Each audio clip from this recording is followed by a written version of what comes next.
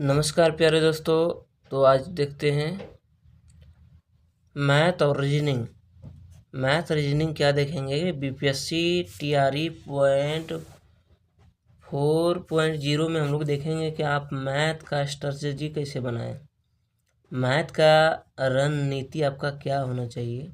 ये चीज़ आपको देखना है कि आप स्कोर कैसे कर पाएंगे। अगर मैथ का आपको बेसिक जानकारी है, बेसिक मतलब कि आपको अगर बोला जाए कि 1500 का 10% का 20% या लाभ हानि में अगर क्रय मूल्य दिया है, विक्रय मूल्य दिया है, तो उससे आपको कितना लाभ हुआ, या फिर कोई सामान 60% का वैल्यू इतना है, 1000 है तो एक मतलब 100% का कितना होगा। इस तरह से आपको अगर मैथ रीजनिंग या बेसिक जानकारी, जैसे हम अपने वीडियो में बेसिक जानकारी आपको दे रहे हैं, जैसे वर्गमूल निकालना है, जैसे 0.0064 इसका वर्गमूल क्या होगा अगर ये अंडर रूट में दिया है, तो इस तरह से जानकारी हम अपने वीडियो में प्रोवाइड करा रहे हैं। आपको बेसिक जानकारी मैथ का ले लेना है, ठीक है। उसी तरह रीजनिंग का एक चैप्टर जैसे कोडिंग डिकोडिंग हुआ, रक्त संबंधी हुआ, रक्त संबंधी, ये रक्त संबंध क्या है, उसके बाद मिसिंग नंबर है, उसके बाद घड़ी है, उसके बाद कैलेंडर है। ये सब का आपको बेसिक जानकारी ले लेना है। काहे कि मैथ रीजनिंग मिला के 32 नंबर तक आता है। कितना आता है? 32 नंबर तक आता है। तो 32 नंबर आपको मायने रखता है। 32 नंबर आप 25 नंबर कर सकते हैं आपको बेसिक जानकारी है तो मैथ में आप क्या करेंगे, MATHS मैथ्स में आप क्या करेंगे, 32 में से 25 नंबर तक आपका अपना हो जाएगा। उसके बाद जो आता है वो आता है जनरल साइंस। अब जनरल साइंस क्या है? जनरल साइंस मतलब जनरल विज्ञान जो आता है, जिसमें आता है आपका फिजिक्स हो गया, उसके बाद जीव विज्ञान हो गया, उसके बाद क्या हो गया, रसायन शास्त्र हो गया। ये सब चीज़ जो है, ये तीनों सब्जेक्ट से आता है आपका 25 नंबर तक। अगर इसमें पर्यावरण जोड़ दिया जाए तो इसमें पर्यावरण रहता है, तो पर्यावरण तक जोड़ेंगे तो 25 नंबर आता है। अगर 25 में भी आप 20 तक कर सकते हैं, अगर आप ये अच्छे से तैयारी कर लिए।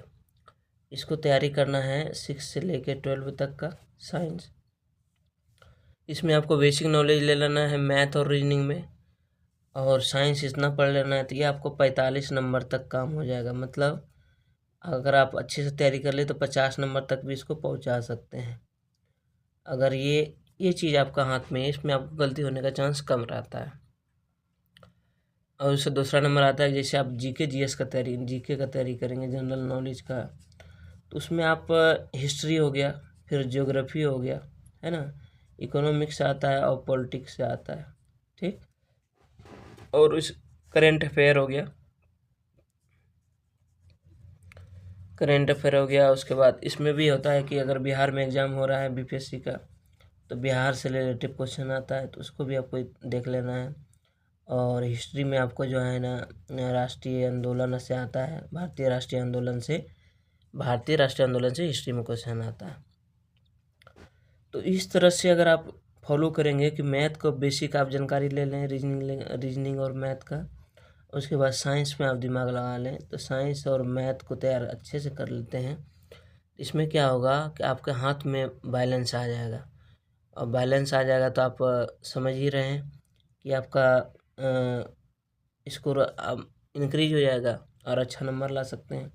उसी तरह जीके जीएस में आप कितना भी याद करेंगे तो कुछ क्वेश्चन आपका गलत हो जाता है, लेकिन इसमें आपका नहीं होगा। उसमें जैसे आपका जीके का ले लीजिए, जनरल नॉलेज का, हिस्ट्री ज्योग्राफी का, उसमें आप 20 सही मारेंगे कि लगेगा कि सही मार रहे हैं, तो उसमें आपका क्वेश्चन कितना सही होता है, 10 से 12 क्वेश्चन ही सही होगा।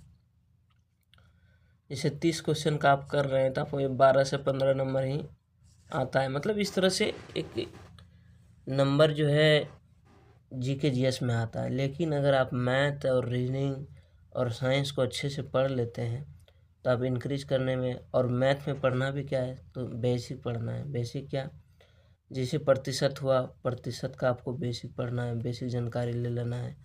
उसके बाद लाभ हानि हो गया, इसका भी बेसिक जानकारी लेना है। फिर हो जाता है आपका साधारण ब्याज